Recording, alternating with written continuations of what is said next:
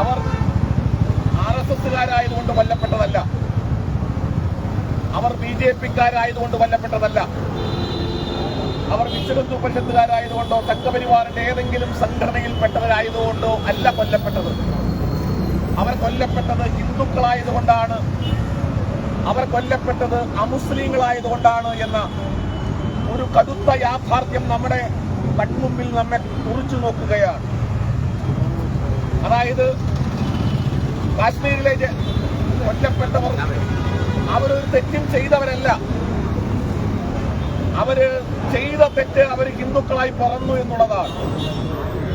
അവർ ചെയ്ത തെറ്റ് അവര് മുസ്ലിം മതത്തിൽ വിശ്വസിക്കുന്നില്ല എന്നുള്ളത് കൊണ്ടാണ്. അതാണ് അവർ ചെയ്ത തെറ്റ്.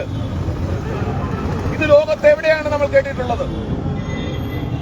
മതം നോക്കി, വിശ്വസിക്കുന്ന മതം ഏതാണ് എന്ന് നോക്കി അതിന്റെ അടിസ്ഥാനത്തിൽ കൊല ചെയ്യുന്ന ഒരു പ്രാകൃത സംസ്കാരം, ഒരു പ്രാകൃത രീതി നമ്മുടെ രാജ്യത്തെ ഈ ഭീകരവാദികൾ അഴിച്ചുവിട്ടിരിക്കുകയാണ്. ഇത് അത്യന്തം ദുഃഖകരമാണ്, പ്രതിഷേധാർഹമാണ്. കേരളീയനായിട്ടുള്ള എറണാകുളം സ്വദേശി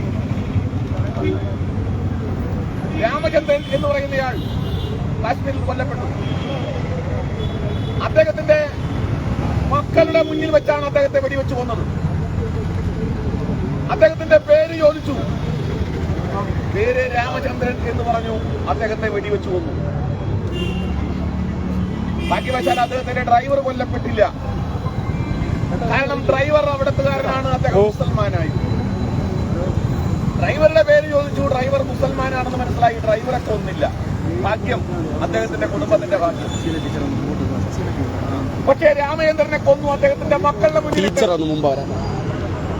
അങ്ങനെ 28 29 പേര് കാശ്മീരിൽ കൊല്ലപ്പെട്ടു. അവരെ സ്നേഹിക്കുന്ന അവരുടെ ഉറ്റ ബന്ധുക്കളുടെ കൺമുന്നിൽ വെച്ചാണ് അവർ കൊല്ലപ്പെട്ടത്.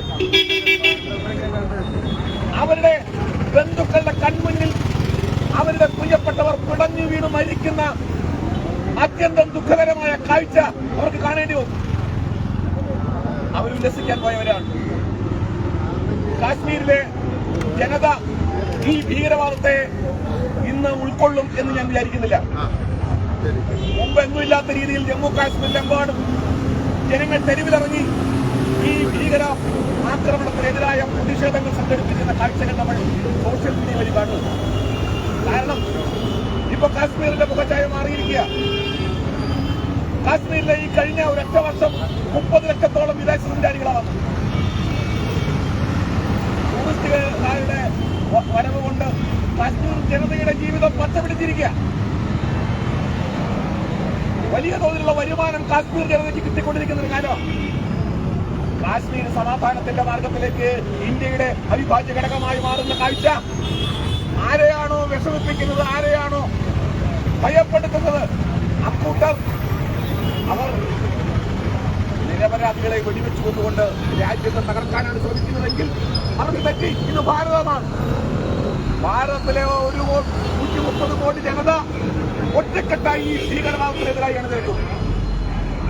ഭീകരവാദികൾക്ക് വിജയിക്കാൻ കഴിയില്ല ഈ നാട്ടിൽ. 1000 ആണ്ടുകൾ ഈ രാജ്യത്തെ കീഴ്പ്പെടുത്താൻ ശ്രമിച്ചവർ പരാജയപ്പെട്ട ചരിത്രമാണുള്ളത്. ആ പരാജയത്തിന്റെ ചരിത്രം ആവർത്തിക്കുകയുള്ളൂ. ഈ ഭീകരവാദികൾക്ക് ഇന്ത്യയെ കീഴ്പ്പെടുത്താൻ കഴിയില്ല. ഭാരതത്തിന്റെ ഒരു തരത്തിലും ഭാരതത്തെ വിഘടിപ്പിക്കാനോ തകർക്കാനോ കഴിയില്ല.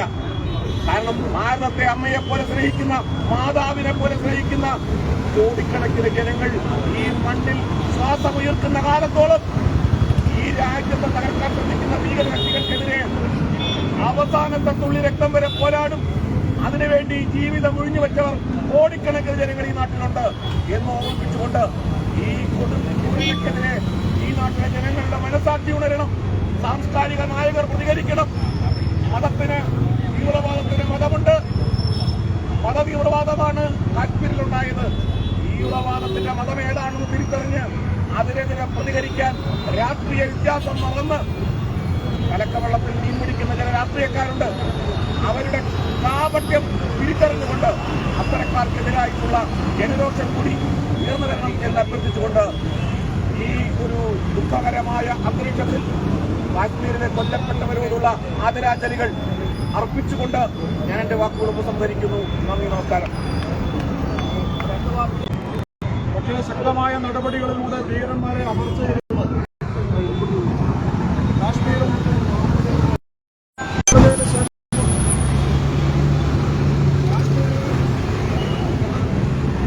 രാഷ്ട്രപതി ഭരണം ഏർപ്പെടുത്തിയതായിരുന്നു.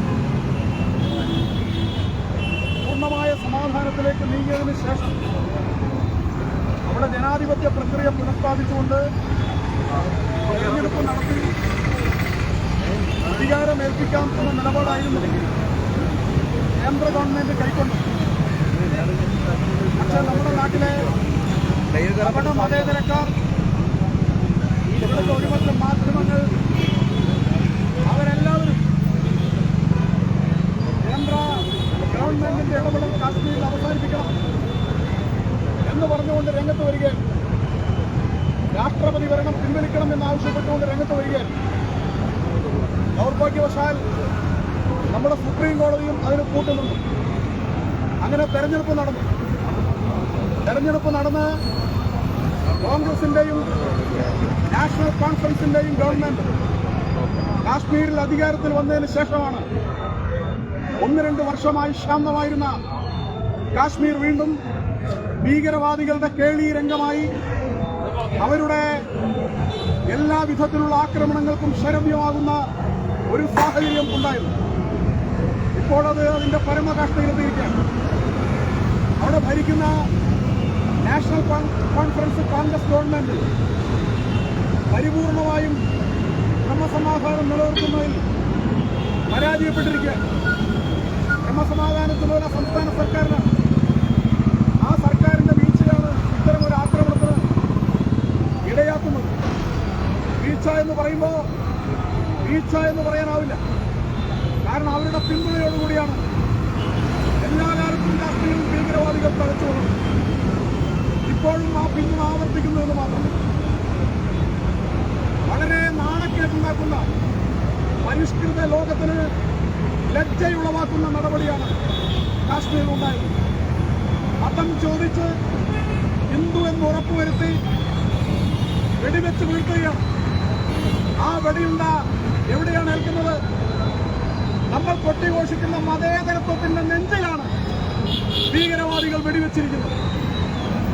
ഇവിടെ ഇപ്പോൾ എല്ലാത്തിനും ഹിന്ദുവിനെയാണ് കുറ്റം പറഞ്ഞു വരുന്നത്. ഹിന്ദു ഫാഷിസം എന്നാണ്, ഹിന്ദുവിന്റെ അസഹിഷ്ണുത എന്നാണ് ഇവിടെ പുരപ്പുറത്ത് കയറി പ്രസംഗം നടത്തുന്നത്. പക്ഷേ തീർത്തും ഏകപക്ഷീയമായി നിരപരാധികളായ ആളുകളെ, നിരായുധരായ ആളുകളെ ഈ നിലയിൽ വെടിവെച്ചു കൊന്നു എന്നതിന് എന്തു പ്രതിഷേധമാണ് നമ്മുടെ ഈ കേരളത്തിലൊക്കെ ഉണ്ടാവുന്നത് എന്ന് നമ്മൾ ചിന്തിക്കണം. മറ്റെന്തെങ്കിലും ഒരു സംഭവമായിരുന്നുവെങ്കിൽ, ആർക്കെങ്കിലും എതിരായിട്ട് എന്തെങ്കിലും ഒരു ചെറിയ സംഭവം ഉണ്ടാവുമായിരുന്നെങ്കിൽ കേരളം കത്തും. കേരളത്തിൽ പ്രതിഷേധ തിരമാലകൾ ആഞ്ഞടിക്കും. ഇപ്പൊ എല്ലാവരും ശാന്തമാണ്. ആർക്കും പ്രതിഷേധമില്ല, ആരും മിണ്ടുന്നില്ല. ഇവിടുത്തെ നേതാക്കന്മാരെല്ലാം അർത്ഥഗർഭമായ മൗനത്തിലാണ്. അവർക്കൊന്നും പ്രതിഷേധിക്കാൻ നാക്ക് പൊങ്ങുന്നില്ല. അവർക്കെല്ലാം മിണ്ടാൻ ഭയമാണ്. ഈ നിഷ്ഠൂര കൃത്യത്തിനെതിരായിട്ട് സംസാരിച്ചാൽ തങ്ങൾക്ക് വോട്ട് നഷ്ടപ്പെടുമോ എന്ന ഭീതിയാണ് ഇവിടുത്തെ മുഖ്യമന്ത്രിയെയും ഇവിടുത്തെ പ്രതിപക്ഷത്തെയും എല്ലാം നയിക്കുന്നത്. കാരണം അവിടെ കൊല്ലപ്പെട്ടിരിക്കുന്നത് ഹിന്ദുവാണ്. ഹിന്ദുവിനെ ആർക്കും എന്തും ചെയ്യാമെന്ന അവസ്ഥയാണ്. അതിൽ പ്രതിഷേധിക്കേണ്ട കാര്യമില്ല. തിരിഞ്ഞു വരുന്നതിന്റെ ഭീതിജനകമായ വാതാവരണമാണ് ഇവിടെ ഒരുങ്ങി വരുന്നത്. അതുകൊണ്ട് തന്നെ ഇവിടുത്തെ ജനത ഒറ്റക്കെട്ടായി അതിശക്തമായി ഇതിനെതിരായിട്ട് രംഗത്ത് വരേണ്ടതുണ്ട്. ഈ ഭരണസിരാ കേന്ദ്രത്തിന് മുമ്പിൽ ഈ പ്രതിഷേധം പ്രകടിപ്പിക്കുന്നത് പ്രതീകാത്മകമായാണ്. നാടെമ്പാടും ഈ പ്രതിഷേധം ഉയർന്നു വരേണ്ടതുണ്ട്. ഇനി ഭീകരവാദികൾ തലപൊക്കാൻ പാടില്ല. ആരാണോ രാജ്യത്തിന്റെ സമാധാനത്തിന് നേരെ വെടിയുണ്ട വായിച്ചത്, ആരാണോ നമ്മുടെ നാടിന്റെ മതേതരത്വത്തിനായിട്ട് വെടിയുണ്ട വായിച്ചത്, ആരാണോ നിരപരാധികളുടെ നെഞ്ചിന് നേരെ വെടിയുണ്ട വായിച്ചത്, അവരെവിടെയാണെങ്കിലും ഏത് മടയിൽ പോയി ഒളിച്ചാലും അവർക്ക് ആര് സംരക്ഷണം നൽകിയാലും അവിടെ ചെന്ന് അവരുടെ അഹന്ത അവസാനിപ്പിക്കാൻ, അവരുടെ ഈ നിലയിലുള്ള ആക്രാമിക ത്വര അവസാനിപ്പിക്കാൻ ഭാരത സർക്കാർ തയ്യാറാണ്. അതിശക്തമായ തിരിച്ചടി നടത്തിക്കൊണ്ട് ഇനി ഇത്തരം ഒരു നിഷ്ഠൂര കൃത്യത്തിന് സ്വപ്നം കാണാൻ പോലും സാധിക്കാത്ത ഒരു തിരിച്ചടി ഭാരത സർക്കാരിന്റെ ഭാഗത്തും ഉണ്ടാകണം. അതുവഴി ഈ രാജ്യത്തെ ജനങ്ങൾക്ക് സുരക്ഷ ഉറപ്പാക്കാൻ സംസ്ഥാന സർക്കാരും കേന്ദ്ര സർക്കാരും തയ്യാറാകണം എന്ന് പറഞ്ഞുകൊണ്ട് അവിടെ ഹത്യക്കിരയായ നിരപരാധികളായ ആളുകളുടെ ആത്മാവിന് നിത്യശാന്തി നേർന്നുകൊണ്ട് അവരുടെ പ്രിയപ്പെട്ടവരോടുള്ള അനുശോചനം അറിയിച്ചുകൊണ്ട് എന്റെ വാക്കുകൾ ഉപസംഹരിക്കുന്നു. നമസ്കാരം.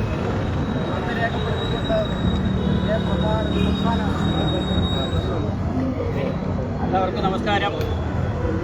ഇന്നലെ കാശ്മീരിൽ ഇസ്ലാമിക തീവ്രവാദികൾ ഹിന്ദുക്കളെ തെരഞ്ഞുപിടിച്ച് കൂട്ടക്കുരുതി നടത്തിയതിൽ പ്രതിഷേധിച്ചുകൊണ്ട് ഹിന്ദു ഐക്യവേദി ഇവിടെ നടത്തിയ ഈ പ്രതിഷേധ സമരം, ആ സമരത്തിൽ പങ്കെടുത്ത എല്ലാ ഹൈന്ദവ നേതാക്കന്മാർക്കും ഹിന്ദു ഐക്യവേദിയുടെ പേരിൽ നന്ദി അറിയിച്ചുകൊള്ളുന്നു. നമസ്കാരം.